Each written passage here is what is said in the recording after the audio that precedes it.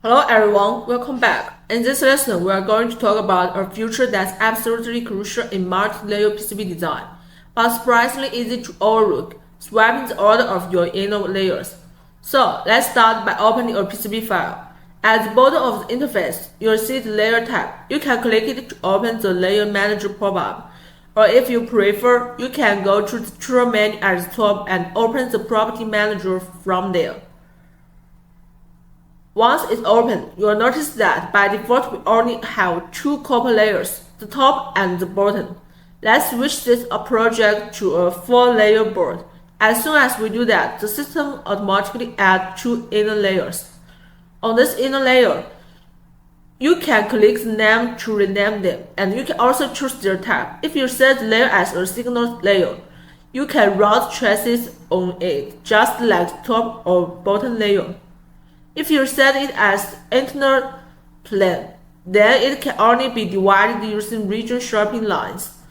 When you are working with 4-layer boards, 6-layer boards, or anything even more complex, every layer's material thickness, copper weight, and electrical properties will affect impedance, routing space, EMC performance, and even the final manufacturing stack-up. All of these details are managed inside the stack-up manager. So after setting the board to 4 layers, let's go into physical stacking.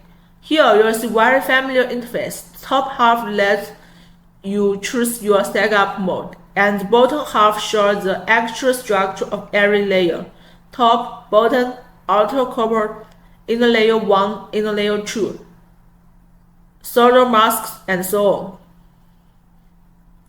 Now, the main focus of this lesson is how to swap the order of your inner layers. During routing, you might suddenly realize that one of the layers isn't ideal for signal anymore, or maybe your power plane should sit deeper in the stack. And good news is, you don't need to rebuild the project, and you don't need to delete or redo anything.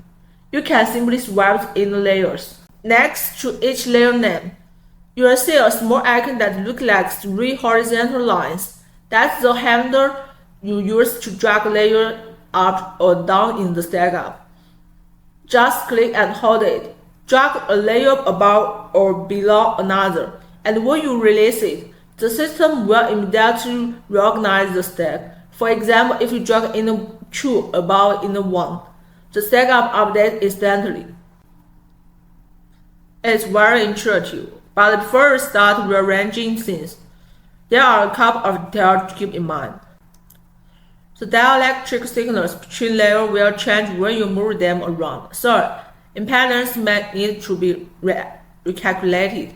The layer names stay as the same, but their physical position change, so it's a good idea to double-check your critical trace afterward. Once you are done adjusting, just click Apply. The feature is extremely important in multi-layer board design, especially later in the project when you are optimizing power plane or high-speed signal layers.